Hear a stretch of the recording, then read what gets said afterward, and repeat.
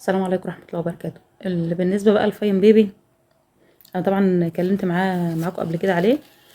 آه، اولا اول حاجة شدتني فيه المرة دي ان هو شكله اتغير، شكل الحفاض من جوه نفسه. يعني بصوا، الرسمة عليه اتغيرت. ده مقاس 4. العدد طبعا بتاعه قل، كان العدد الاول 64 بقى 58. طبعا السعر بتاعه بقى ما شاء الله حلو جدا. يعني احنا لما مثلا عشان اروح اجيب نص واحدة من دي، بتتحسب الواحدة ب4 جنيه. هتجيبها فرداني الواحدة ب4 جنيه. اكيد لما نشتريها على بعضها هتكلف كام بقى؟ تقريبا هتطلع فوق 200، 220. ممكن تجيب 200. انا اخر مرة انا جايباها بجيب 30 واحدة.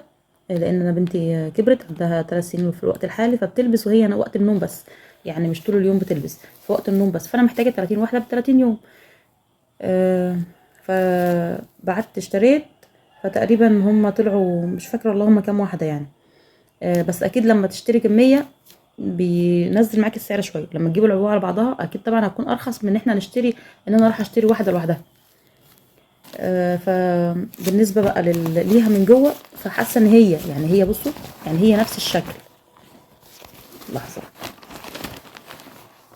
بصوا، هي نفسها من جوه. الفرق بس في ان هي الشكل بس من بره اتغير، لكن اي حاجة تانية اتغيرت لا، مفيش حاجة. اللزقة هي زي ما هي،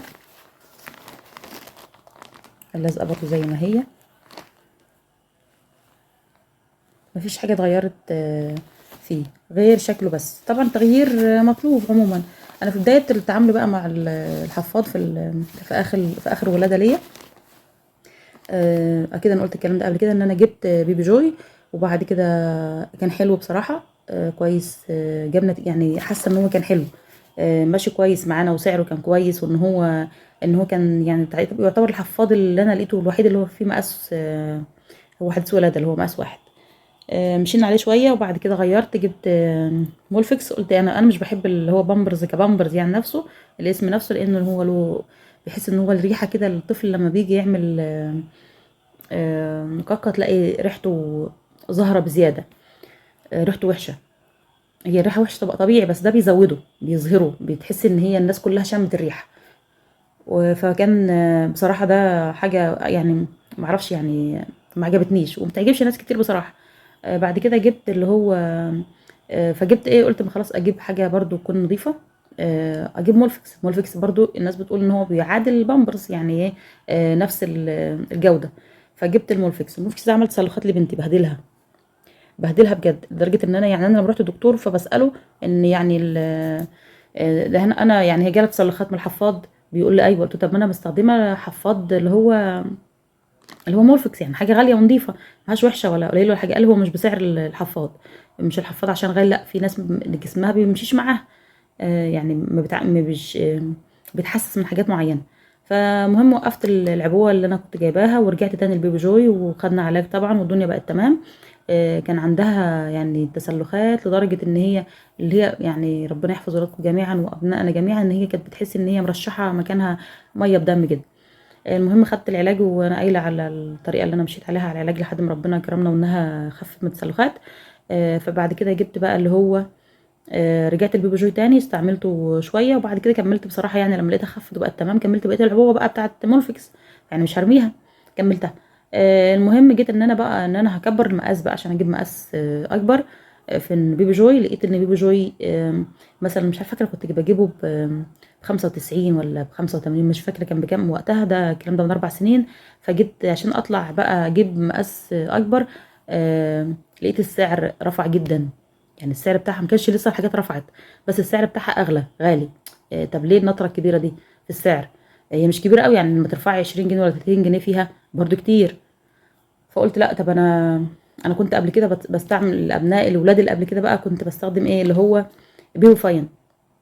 لو تفتكروا البيبو فاين، اللي هو كان تحسوا ان هو كان لونه اورنج كده، لونه برتقاني العبوه من بره. بس كان يعني ايه، كان احسن الوحشين عموما يعني. لانه ايامها كانت اللزقه بتاعته، اللزقه تحس ان هي لزقه لما تحطي صباعك عليها، وانت بتلزقي وتحطي صباعك على اللزقه، اللزقه ما تلزقش تاني. وكان بيسرب، يعني كان اوقات كتير جدا يسرب.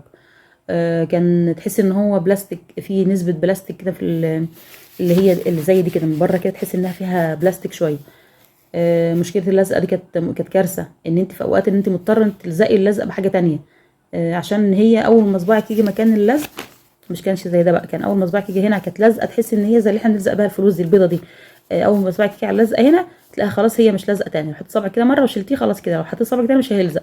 ما كانش تقفل بقى، ما كانش يقفل كويس. ده كان طبعا عيب فيه، بس كان يعني كان احسن الوحشين. فجيت بسأل عليه، قالوا لا في حاجه اسمها بقى فاين بيبي مش بيبي فاين. قلت لهم فده مشيت عليه بقى من وقتها.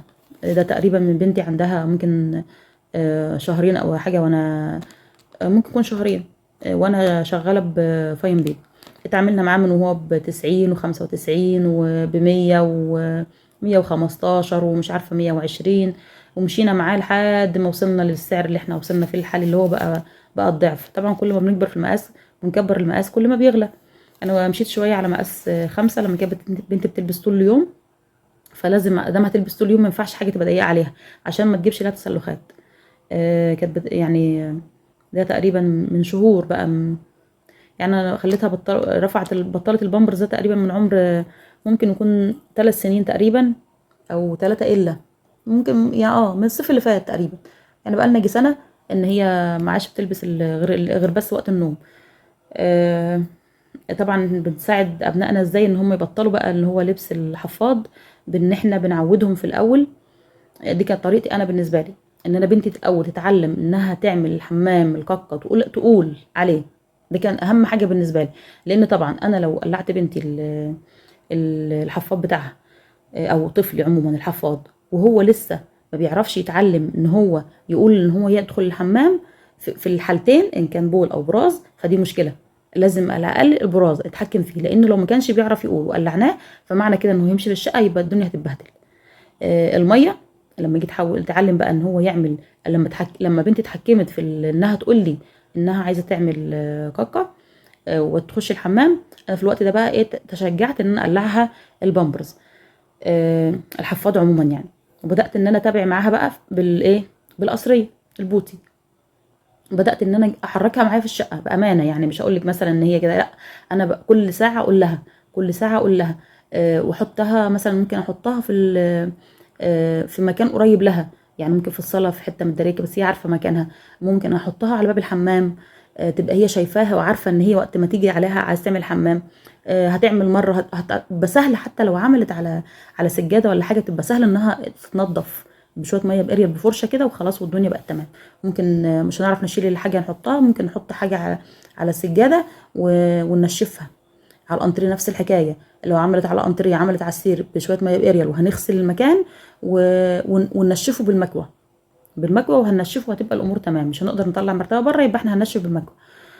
خايفه على المرتبه انها تتلسع، يبقى انت حطي مثلا اي قماشه تكون مثلا قطن كده حطيها واكوي من عليها، هتنشف لك اللي هي المرتبه، او هتنشف لك الانتريه او السجاده او اي حاجه من دي. فمش هتدينا ريحه، مش هتدينا ريحه وحشه، هتبقى حتى ريحتها حلوه فان احنا غسلينها. دي بالنسبه ليها. المهم ان انا اتعاملت زي ما قلت لكم، انا كل ما بنتي ما بتكبر شهر عن شهر عن شهر ببقى عارفه ان عايزه اتعامل مع انهي حفاض. في ممكن واحده طفله تكون عندها 3 4 شهور وتلبس مقاس 4 في الحفاض، لان هي جسمها كده، المنطقه بتاعه الوسط عندها محتاجه انها تلبس مقاس اكبر. فانا كنت مشيت على شويه على مقاس 5. مقاس 5 بيتباعش فرداني، انا لو كان بيتباع فرداني كنت جبت، بس طبعا مقاس 5 مش بيتباع فرداني، مش بيرضوا يفتحوها ويبيعوا مثلا نص العبوه. انا مش هجيب عبوه كامله مثلا في شهر وهزنق نفسي عشان تمشيني شهرين مثلا، مش هجيب الشهرين يعني عموما عشان هي بقى العدد بقى اقل. بس قلت خلينا في ماشيين في 4 انها تلبسه بالليل ما بتتحركش بيه، يعني تلبسه وهي نايمه والصبح بتقلع. مقاس 5 كان اخر حاجه انا جبتها بيه ده من فتره كبيره، كان ب100 145 قبل الدنيا ما تضرب الضربه اللي احنا فيها دي. تكلفه، عارفه الحفاض تكلفه علينا، عايزين نعود تعلمي بنتك او ابنك فبالراحه كده بيتعلموا مع الايام بيتعلموا. في واحده ممكن تقول لك انا طفلي عنده 2 سنين ولسه ما اتعلمش، ما 2 سنين اكيد يعني لسه ما بيتحكمش. هو يبدا ان هو يتحكم لما احنا نقلعه. طول ما الطفل تعرفي، طول ما ابنك او بنتك لابسه الحفاض، اعرفوا ان هو مش هيتحكم فيه غير بصعوبه. ممكن نخلع مره، ننتبه مره، عشان ياخد باله ان هو مش لابس حاجه. يعني انا بنت 4 سنين اهي، ممكن تقول لي تبقى تلبس تقول لي لبسيني البامبرز. طب مش هتنامي دلوقتي؟ قالت لا، ما انا هنام. وتلبسه وتعمل فيه حمام. طب هي عارفه ان هي هتعمل حمام ومكسله تدخل الحمام، يعني اللقم بتاع العيال يعني.